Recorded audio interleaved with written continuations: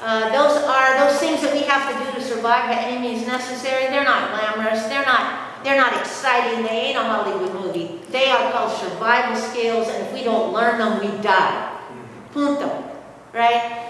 So I had to teach myself how to do eviction papers and how to navigate the KKK court systems, and I call myself a jailhouse tenant lawyer because I had to figure out how to survive 22 evictions.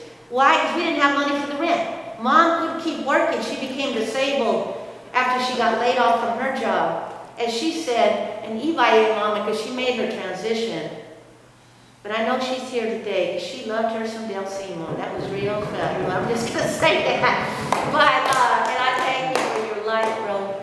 But I want to say that, you know, Mama was practicing revolution, what we now call in poverty scholarship theory, which is a theory of poor people's life, by the way. I'll touch on that briefly. But we call revolutionary love workers as opposed to anti-social workers. My mom was practicing revolutionary love work. She was practicing family restoration instead of family separation. She fought and struggled to get that MSW paper. It took her way too long, like us poor people, to get through schools. And they fired her. You know, I'm going to say it, unfortunately, the white psychologists did not get down with my mom's indigenous consciousness around let's bring families together, let's stop separating families. And for her, that was what she said, another little murder of the soul. And she couldn't keep on keeping on. So we had to engage in the underground economic strategies of the street economy. We had to sell products. I had to drop out of school. We had to figure out how to stay inside a roof whenever we could. The rest of the time we were in doorways, bus shelters, bus benches, shelter beds, a motel room if we had some coins to put together.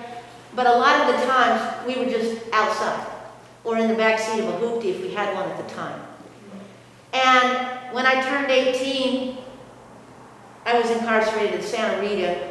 And my mom was thrown on the street without her wheelchair, and they towed our home away, aka our car. I was put in there for 3 months, and I often say, you know, I rock my jailhouse attire, not because orange is the new black. Don't believe that crap. Hollywood will sell you that. It's because me and my poor mama did jail time for the poverty crime of being houses in this occupied indigenous hollow. We are standing, thank you, we are standing on indigenous Ohlone Lishan land. Our relatives on this territory and all of Turtle Island suffered the first form of removal, of racism, of gentrification called colonization. And they're still here, 530, 250 Gregorian colonizer years later. So best believe, as we talk about poverty and homelessness, we have to talk about that this isn't even our land, and that we have been settler colonized in this land, and poverty is a crafted project. Absolutely. To destroy every poor person it gets. Yeah. There is a billion with a B, $1 billion prison industrial complex right now that is incarcerating more and more people, houseless people like me, for the sole act of being houseless. And it is in tandem with their constitution. Yes, I did say.